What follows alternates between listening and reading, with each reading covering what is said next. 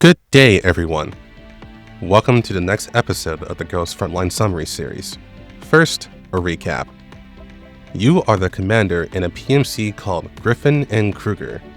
You are assigned on patrol duty, and this has spiraled out of control as the commander was suddenly thrusted into a major mission to rescue the AR team, led by M4A1. After saving M4, the commander also rescued the other members, and the entire squad joined the commander's army and got close to him. Over time, as more major events occurred, AR-15 was destroyed in an explosion, M4 was infected with a virus that put her out of commission, and M16 went missing. As a response, Persica dispatched RO-635, and was assigned as a temporary leader of the AR team, with her mission being to keep the team together during M4's absence.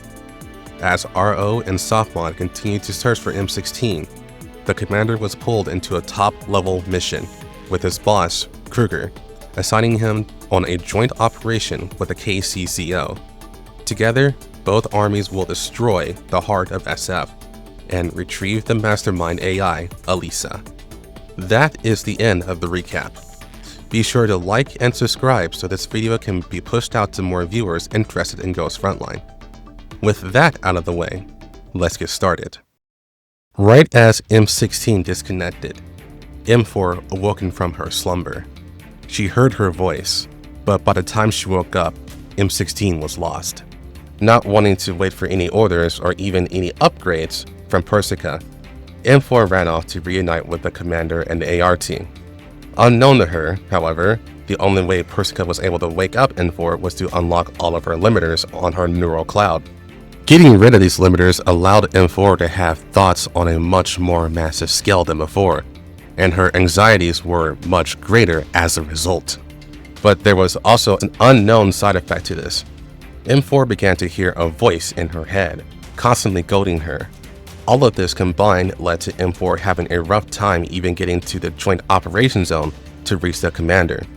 Fortunately, Persica called up an old friend called Angelia, named Ange for short.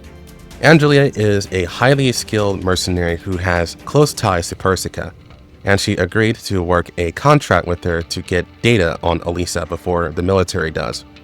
With that, Angelia managed to impersonate a Griffin commander and get M4 into the military's combat zone. However, M4 refused to go any further with her, wanting to get back to her commander. Despite Angelia's rebuttals that M4 clearly has no idea what she's doing, she decided to leave an anonymous tip to the commander. Eventually, M4 is picked up by one of the commander's squads and hopped into a truck to reach the commander's forces, but they were quickly ambushed by SF. Despite M4 taking command to mount a defense, her scattered thoughts and anxieties caused her commands to be slow, and the T-Dolls under her command were killed off. Before SF managed to capture M4 once again, the military, led by Captain Yeager, stepped in to destroy the remaining SF forces.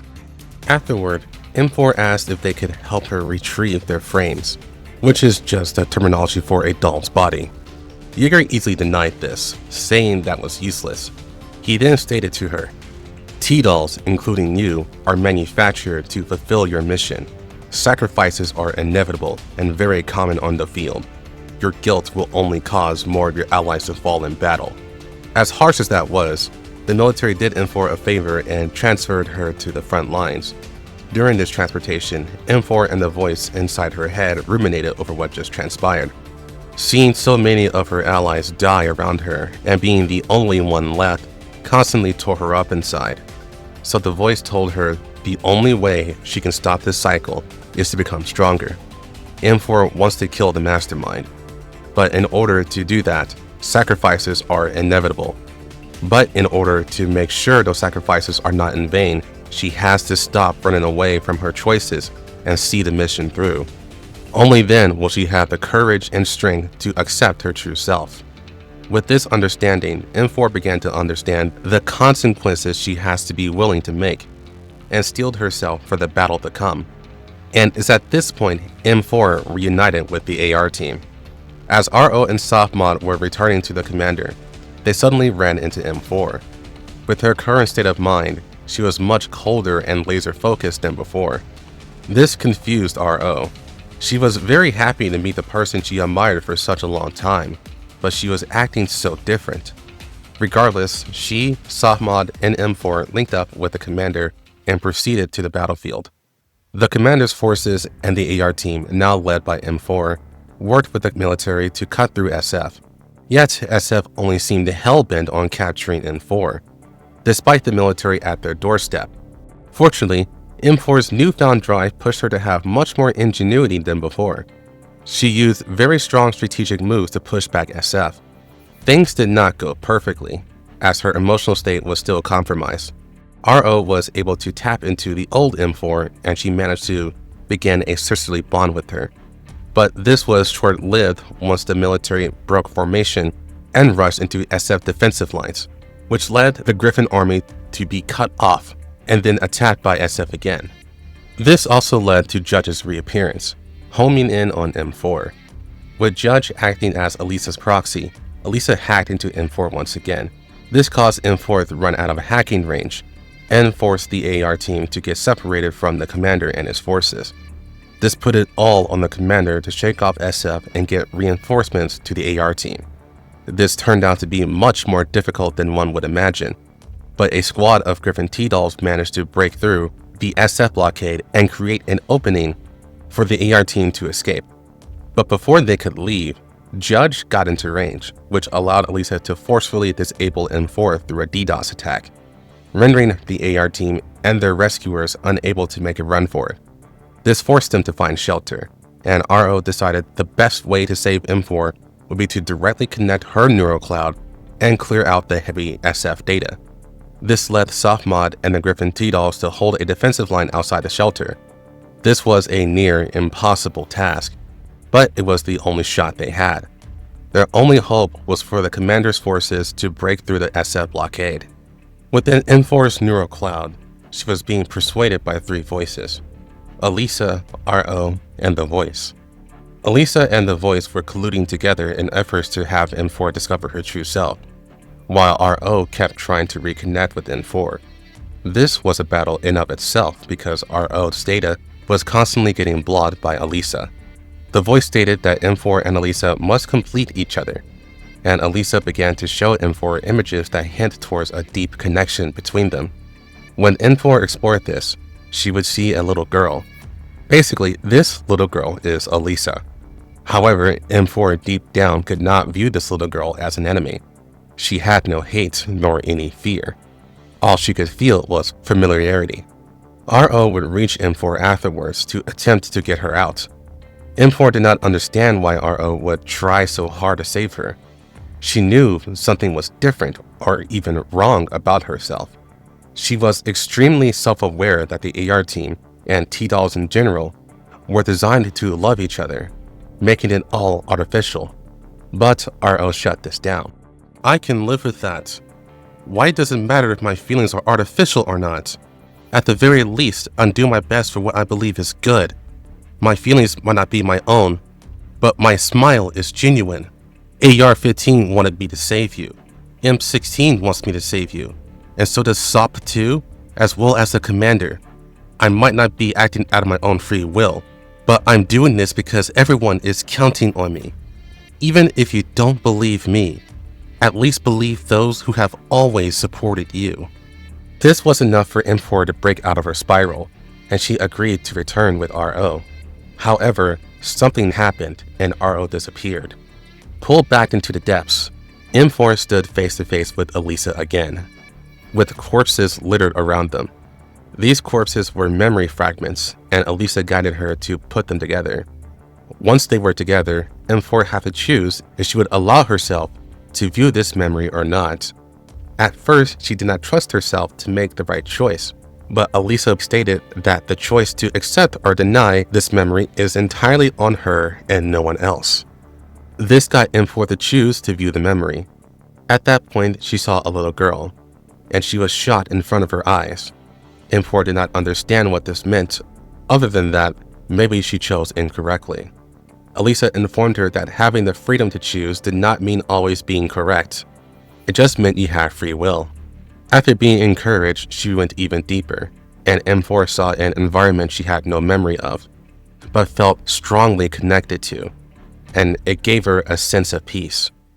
But this was when M4 felt a very foreign intruder, a male voice, telling her it's time to wake up, and to find the key as her new self. This caused M4 to wake up, and when she looked around, she found she was alone, and the only thing beside her was a dead RO.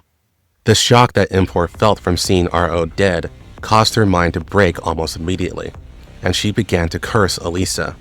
While Elisa quickly told her that this wasn't her doing, M4 did not believe her for a second, and screamed that she will kill her before banishing her from her mind. She then overloaded from the sheer trauma she was facing, and her body shut down. Elisa was left completely confused in what happened, and felt a mountain of frustration. She was so close. Next to her was Agent, and she stated they won't get another chance at this, as the military was already at the location for counterattack. The voice explained the military interfered at just the wrong time, and forced M4 to make a choice. The voice then stated it will continue to keep watch of M4, but it was time for Elisa to make her own choice as well. Elisa conceded that she completely lost M4, and then made the choice to unleash a refined version of the parapluie virus. This caused a massive amount of AI-controlled machines to become completely infected and put in Elisa's control. However, the military saw this coming. They had deliberately abandoned their robotics at the outer layers of the combat zone, leaving only a human-controlled force to attack the heart, but for Griffin, it was a different story. Considering their entire army are dolls, this caused several other forces to start firing upon each other. And since they were also held up in the outer layers, they began to get attacked by the military drones as well. Luckily, the commander was stationed outside of the areas of infection, and Hellion assigned him to abort the mission, gather all unaffected T-dolls, and retreat from the combat area entirely. However, this would also mean abandoning the AR team. Kalina does point out that any of their dolls that step foot in the AR team's combat zone would surely become infected, which puts her and the commander with a near impossible task. They then got an encrypted message from someone unknown, a female voice, stating to be a friend of Persica. She told the commander to give M4A1's location, and she'll save her, while the commander does his best to save the dolls that are still under his command. The commander accepted this third option, and worked to save as many dolls as possible. As for M4, she eventually woke up, only to be understandably shocked at the sight of a very familiar T-doll, AR-15. It didn't take long for the reunion to become heavy with emotion. After finding a temporary hideout, AR-15 explained his current situation to M4, including the fact that this entire operation is a military conspiracy. Turns out, the military saved Softmod and the Griffin T-dolls from Judge's attack, but once the military confirmed M4's location, they turned around and rained bullets onto the Griffin T-dolls, killing them all. RO was alerted by this and tried to forcefully pull M4 out of the DDoS attack, but Jaeger showed up in time to put a bullet in the back of her head. Jaeger was the one who told M4 to wake up, and then the military left the area, leaving M4 to wake up to find herself the only one alive. The military also orchestrated the commander and Griffin falling into the current situation. Once that was explained, she is then fully introduced to AK-12, a T-doll who is part of the task force Defy. Their commander is Angelia, the same person who helped M4 get into the combat zone in the first place. AR-15 is also now a member of Defy, and their current mission is to uncover the motive behind this conspiracy. AR-15 then offers M4 a spot on the team, which she accepts, if only to get revenge on the military and to personally kill as many other human forces as possible. During this whole time, AK-12 does take the chance to make repairs on her body and neural cloud, while also giving her a modification to unleash more of her potential. However, she is rather surprised that M4 has a surprisingly large amount of military-grade components in her body, and an absurd amount of memory in her neural cloud that goes well beyond Griffin's typical models. This means the upgrade she was about to plug into M4 would increase her performance by several times. M4 also clearly did not know about herself. But once the upgrade was complete, she felt like an entirely new person with an absurd amount of power. The limiters on her body was now completely gone. When this was complete, M4 and the others left their hideout and reached Angelia. Next to her was a T-doll named AN94. She is the partner to AK-12, and the two of them are practically inseparable. After some light greetings, Angelia noticed that M4 was carrying M16's case.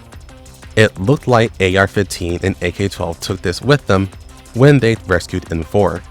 Turns out this was a weapon, a pulse particle cannon. This was meant for M4 to wield, and M16 was just protecting it, allowing it to gain enough charge over the course of years so it would be ready for M4. That said, Angelia hopes she would never have to use it.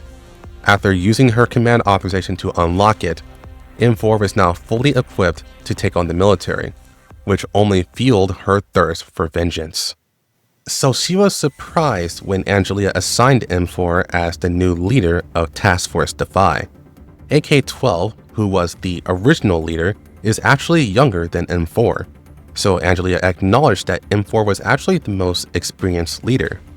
AK-12 was also enthused to see how this would go, so with encouragement from both sides, M4 accepted this assignment.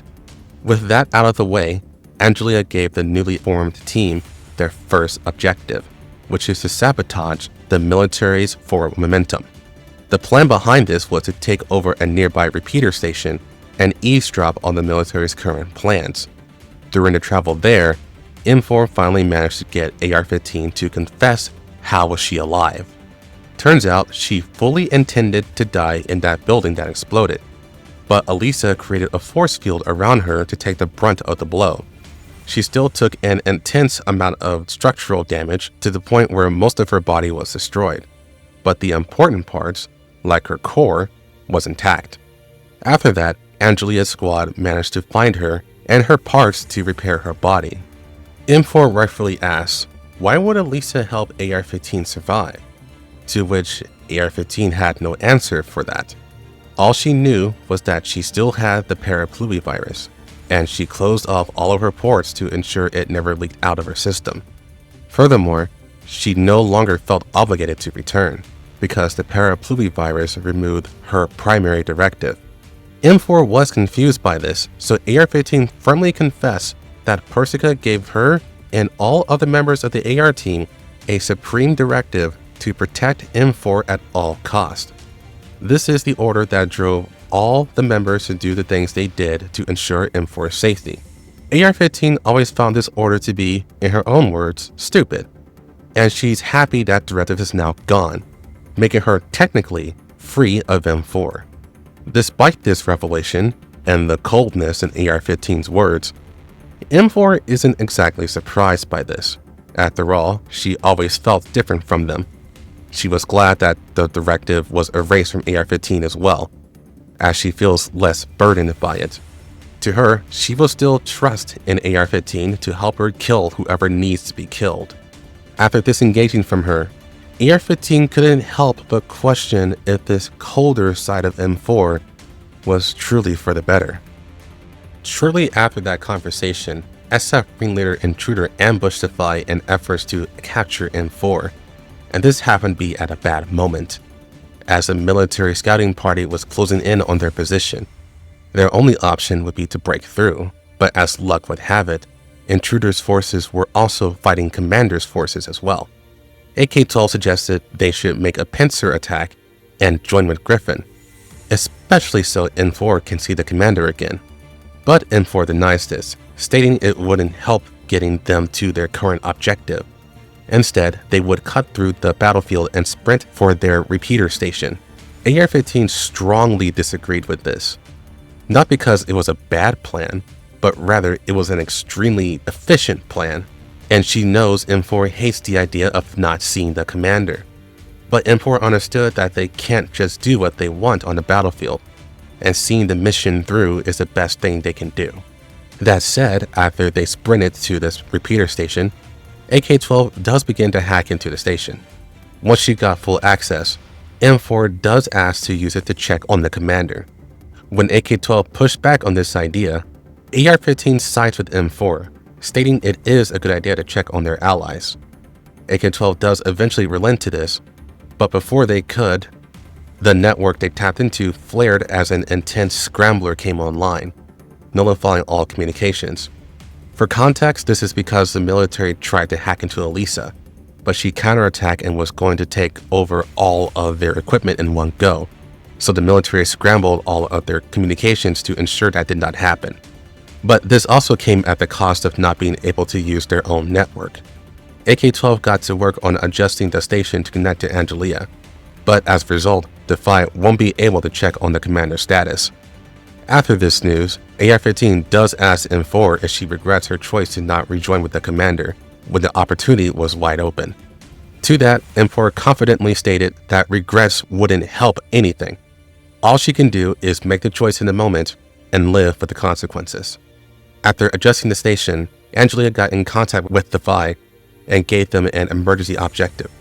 Angelia's second team, Squad 404, was in big danger, and they needed help. Squad 404 was pulled in by Angelia with the promise that they would get information about something called Operation Butterfly, which is extremely important to 45. After reaching their objective, the area was seized by SF and they had no way to fight through. M4 immediately confirmed the objective and moved out. Before marching with her, AK-12 does tell AR-15 that M4 has not given up on finding her friends or seeing the commander again, but she's stuck choosing between what she's used to be and what she has to be in the current moment. While AR-15 points out that AK-12 barely knows M4, AK-12 points out that at this very moment, AR-15 is failing to comprehend what M4 is going through right now. To this, AR-15 could not refute. Defy reached the location where 404 is being pinned down, but before they could proceed further, M4 is halted by the voice. To everyone from the outside, it looked like M4 was spacing out, but in reality, she focused on her communication with this entity. The voice stated she was acting closer to her true self, but she still has to join with Elisa. M4 doesn't care about that though. Instead, she states if she really wants to be seen as trustworthy, she'd give the location of soft mod and M16. As a response, the voice does give coordinates but does not specify if the coordinates are what M4 asked for. When she calls his bluff, it does not answer. This communication is then abruptly ended when AK-12 snapped M4 out of her trance, alerting her that they reached Squad 404's location. After this, M4 established communication with 45. While it would be easy for Defy to make an opening for Squad 404, 45 had other plans. With M4's help, they would be able to defeat SF ringleader Gauger, who is controlling the SF of this current area. Defeating her would not only make it easier for both of them, but it will also alleviate the pressure on Commander's forces. After reviewing 45's plan, M4 was extremely impressed with how ruthless it was, and agreed to it. More or less, the plan was to exploit SF's primary directive of capturing M4, so she is to be used as bait as decoy signals of Defy were outside of combat range. While Gauger and SF surrounds M4 for capture, Defy would hack into military drones and destroy all the SF forces. This worked perfectly, and with Gauger on her last legs, AR-15 felt it was best to capture her and get whatever information they could. M4, however, felt that was unnecessary. After M4 approached her, Gauger does state that SF ringleader agent, the strongest of all ringleaders, is personally attending to the demise of the commander. But M4 answers this by shooting her in the head, blowing it cleanly off, and then just heartlessly confirming the objective is complete and walking away. There is no satisfaction nor pleasure. There was no sense of revenge either. It was just a numb instinct. Directly after this, the voice spoke up once again. SOP 2? M16? No. They are not what your heart truly desires. What you want the only thing you want is revenge. You want to make the people who hurt you pay. Finding your friends is nothing more than an excuse. This is good. You're becoming more and more like your original self. The voice then decided to be more cooperative with M4, and she visibly answered this with a sneer. AR-15, who watched all of this, could only be deeply concerned. Meanwhile, the commander and Kalina are having a hell of a time just trying to rescue Griffin T-Dolls and evacuate the area. For all intents and purposes, the commander's forces were holding strong thanks to superior tactics, and the military also attacking SF. However, just as Gager said, Ringleader Agent took to the field along with a very large battalion. Despite the military attacks, Elisa really wants the commander dead, and Agent is more than ecstatic to fulfill this order by killing him with her own two hands. After a long and grueling battle, the commander managed to outwit Agent's forces, rout the enemy, and also destroy Agent herself. But it turns out the agent they killed was just a dummy. The real agent was right at the commander's doorstep. Blasting the command post wide open, the commander is flung out of his seat, and before he can understand what is going on, Agent had already put his chest beneath her heel. She slowly applied pressure, knowing that she could easily kill him if she applied all of her weight. But given all he has done to damage SF, she wanted to enjoy seeing the light slowly drain from his eyes. She wanted to, in her own words, experience the beautiful sight of him slowly dying. Before Agent could finish the deed, though, a transmission came through the command post. It was the female compatriot from before. She convinced Agent to spare the commander in favor of having M4. When Agent asked why would she go this far just for the commander, she answers that as a human, she has her reasons. Nonetheless, SF's active forces have been wiped out thanks to all parties involved, so securing M4 would depend entirely on this deal. Agent accepted these terms and said to the commander, "I cannot understand humans, nor am I inclined to. I simply wish to enjoy a vacation before the apocalypse comes. But it would seem even such a small thing is too much to ask for. Whether we are humans or dolls, work gives us a reason to live. Don't you agree, Griffin Commander?" Agent then left the destroyed command post. After being rescued by Kalina and the Griffin T-Dolls, the commander quickly recovered and got back to work. If it wasn't obvious already, the female compatriot in question is Angelia. While not part of the plan, she had settled on using M4 as bait to capture Elisa. Still, Angelia had no idea why Elisa was so hell-bent on capturing M4. Meanwhile, Persica was looking into LaCourse's research, but Javier gave Persica a call and told her to stop looking into dangerous things. He dropped the bomb that Kruger was arrested and was charged for illegally supplying weapons to the enemy. It wouldn't take the military much more reason to add another prisoner. Persica confronts him about the OGIS system and why the military wants it. She also states she knows that Javier was the one who shut down the OGIS system when it was being unearthed again. This caused Javier to meet with Persica personally, and since Angelia and Persica are working together, Angelia was included in this conversation as well.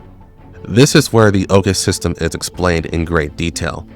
It was currently thought that the OGIS system is the base layer of Elisa, the AI that controls all of SF.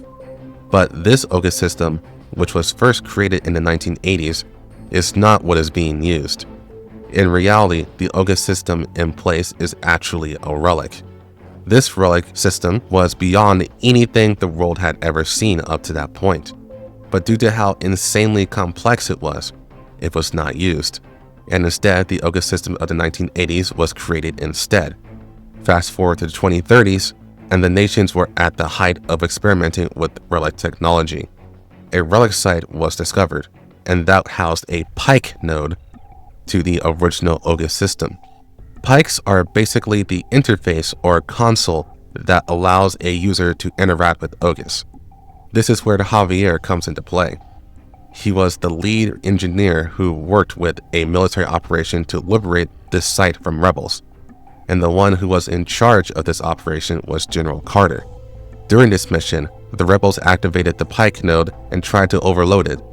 According to Javier, if he wasn't there in person, he would have thought the relic site literally exploded just from the readings alone.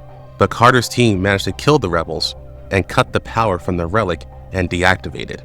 While the crisis was averted, there was no mistake that this relic was extremely powerful. Fast forward to years later, the 90 Wish team was formed, and they were a group of researchers looking to advance human technology through the relics. Part of this team was Persica and Lycoris. Due to a disagreement of methods, Persica and Lycoris separated their research partway through. This is important to note because the military provided Lycoris the Relic Ogus system during this phase, so he can find a way to reactivate it. He did just that, but once learning of the true nature of Ogus, he locked it down and became uncooperative. This led to the military contracting Griffin with capturing Lycoris, with the operation called Operation Butterfly. As a side note, I will not be going into full detail about Operation Butterfly here. Once again, I would advise that you watch the Origins of Squad 404 video to learn about that. Just understand that right now, all Javier could tell Persica and Angelia is that Operation Butterfly was meant to capture and activate Ogus. With that, Persica surmised that a man named William was the only one smart and ambitious enough to give the military the means to follow this through. The question at this point was, why hasn't the military retrieved Ogus after it activated? And Javier can only guess that the military needed Elisa to do something with it. Angelia then cut to the chase, stating the military had to be stopped at all costs. Agreeing with this, Javier sent her a weapon through an airdrop. Angelia ordered Task Force Defy and Squad 404 to pick it up, and it turned out to be a dirty bomb made from collapse fluid. Since the majority of the military force is now human, a bioweapon would be perfect in stopping the military in their tracks. Angelia honestly found it insane that Javier had something like this in his back pocket, but this would definitely work. 45 reported Angelia, stating that she did what he wanted her to do and hacked into M4 while she was in her trance, and told her she was definitely communicating with someone, trying to set up a meeting with Elisa. However, 45 said the source of the recipient was inside M4, so she was more or less talking to herself. While Angelia definitely did not understand that, she decided the best thing to do would be to use this to their advantage and let M4 in on their plan to use her as bait, knowing she'd be more than willing to be the sacrificial lamb. She convinced M4 to go with the plan, and she called the commander for help with holding back the military. The plan was executed, and M4 went to the designated coordinates, meeting with Elisa face to face. Elisa wished to call M4 Lunacia, as that is her original name. M4 did not care about that though, and directly denies Elisa, with her becoming her true self once again. All she wanted was her friends back. Elisa became confused, as, seemingly, the agreement was to meet in person and do just that. Deemed a liar once again, M4 lost her temper when Elisa did not know where the other AR team members were, and fired upon her. Agent quickly blocked the shot, and the remaining SF forces attacked Task Force Defy.